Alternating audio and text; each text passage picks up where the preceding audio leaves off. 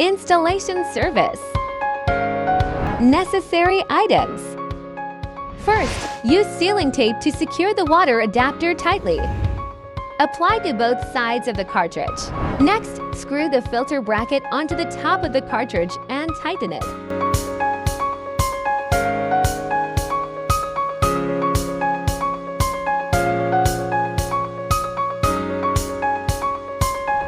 Secondly, install the hose and insert it into both sides of the cartridge.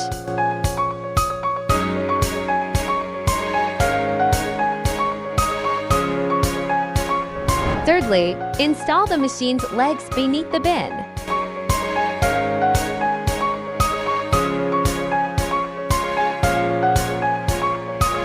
Fourth, hang the cartridge on the bin. Fifth, install the hose behind the machine.